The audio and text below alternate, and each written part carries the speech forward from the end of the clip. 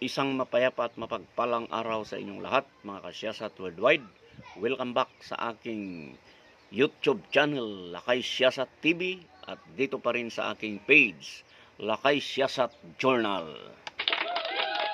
For today's vlog, ay magbabahagi ako sa inyo ng isang makalangit na talakayan. Sapagkat ngayon ay linggo.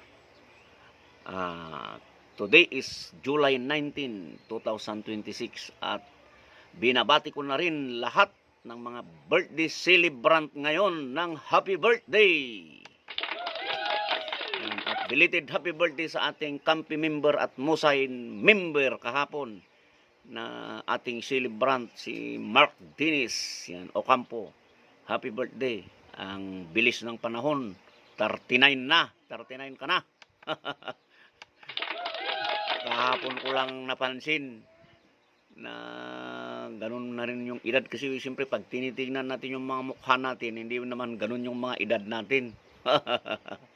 So anyway, bago ko magpatuloy ay gusto kong magbahagi ng isang panawagan mula sa ating tropa sapagkat yung Kampi officers natin dyan sa City of San Fernando, Pampanga chapter ay meron siyang gustong ipabatid sa publiko ang kanyang pagbati ng Happy Fiesta dyan sa Barangay Manibaog, Pasig. Ayan, so Happy Fiesta dyan. Pero ano pa ito? Sa Hulyo 31. So advance pala itong pagbati ng ating tropa. So basahin ko ang kanyang pinadalang mensahe. Malugod kong binabati ang aking kaibigan, si Barangay Captain Mar Iskoto ng Barangay Manibaog, Pasig, Purak, Pampanga. Purak pala ito, akala ko sa Pasig. No, Manibaog, Pasig, Purak, Pampanga. Yan. Isa kang masipag, determinado at laging alerto sa pagpapatupad ng iyong tungkulin bilang lingkod bayan.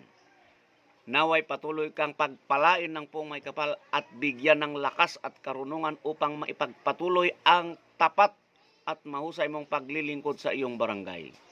Kasabay nito, taos puso rin akong bumabati sa lahat ng mga residente yan ng Barangay Manibaog, Pasig sa pagdiriwang ng kanilang fiesta sa Hulyo 31. Yan. Malapit-lapit na to. Ilang tulog na lang. Naway maging masaya, mapayapa, ligtas at puno ng biyaya ang pagdiriwang ng inyong kapistahan. Congratulations, Kap! Yan. Keep up the excellent work. Well done and thank you for your dedicated service. Mabuhay ang Barangay Manibaog, Pasig. Mabuhay si Kapitan Mar Iskoto. Happy Fiesta sa inyong lahat. Yan.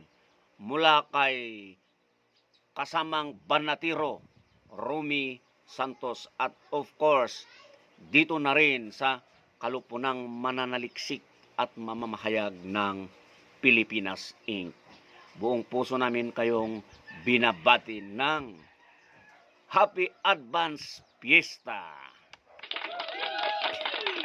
So, moving forward, dito na tayo. Paano dapat mangaral? Ang pangangaral ng salita ng Diyos ay hindi lamang tungkol sa galing magsalita o lawak ng kalaman tungkol sa Biblia. Higit sa lahat, ito ay dapat nakabatay sa katotohanan, pag-ibig at kapangyarihan ng Espiritu Santo. Kasi definitely, pag tayo ay nangangaral, ako naniniwala ako na ginaguide tayo ng Holy Spirit. At siyempre, pag tayo'y mangaral, dapat nakabatay sa pag-ibig. Walang ibang motibo kung hindi ipalaganap ang salita ng Diyos upang ipangaral at ilapit, upang pangaralan at ilapit ang ating mga kapatid sa Kanya. Ganun lang naman yun. No? At itong panghuli dapat nakabatay sa katotohanan. No? In other words, pag nangaral tayo, doon lang sa nakasulat sa Biblia. At siyempre, kailangan yung motibo natin ay talagang malinis. Kristal, ika nga. Walang ibang motibo. No? Hindi dapat ikalakal ang pamamahagi ng salita ng Diyos. Ika nga ng isang preacher dyan na napapanood natin ever since tayo ay nanonood. Okay?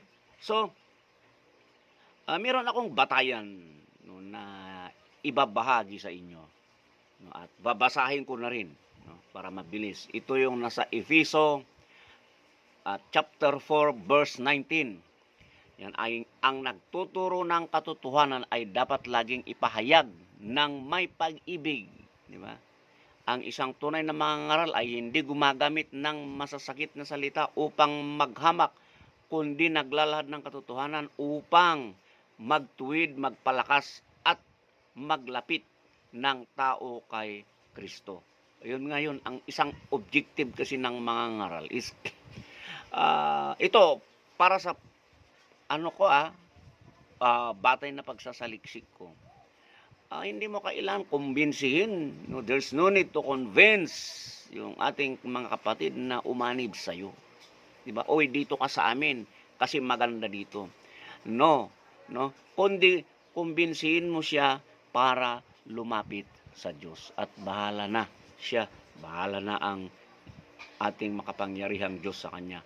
Hindi yung kailangan, oy, dito ka kasi maganda ang tulungan dito, and so on and so forth. Dati kasi may ganun nagsabi sa akin, gusto mo umanib ka sa amin para matulungan ka sa problema mo.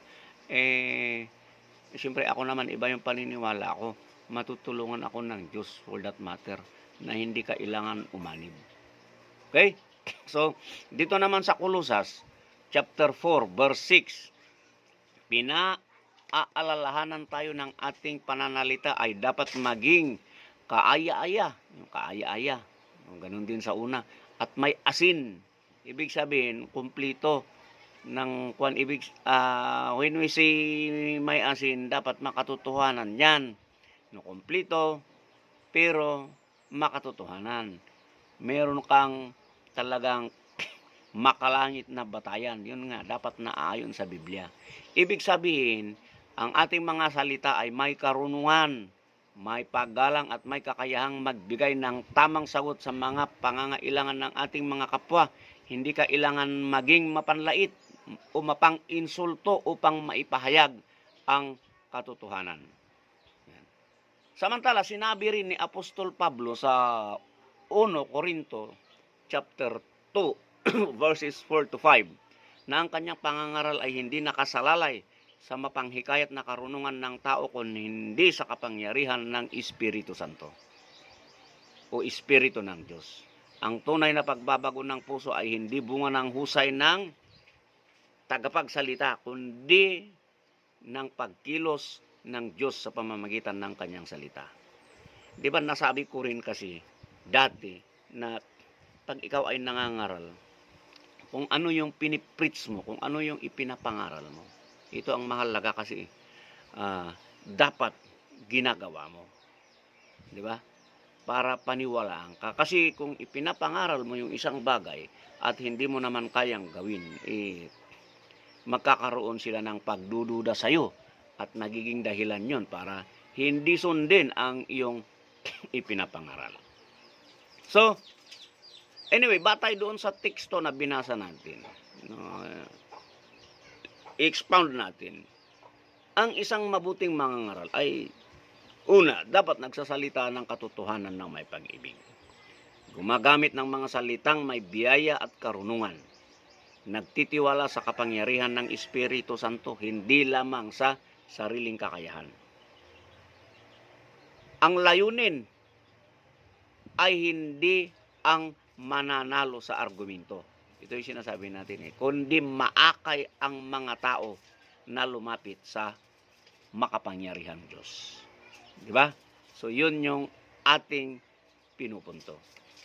And take note, ang tunay na mangangaral ay hindi rin nasusukat sa lakas ng busis o ganda ng pananalita, kundi sa katapatan sa pagsasalita o pagbabahagi sa mga salita ng Diyos.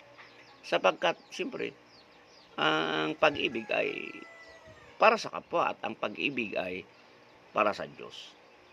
Kasama na dyan yung kapangyarihan ng Espiritu Santo na siyang tunay na nagpapabago ng buhay.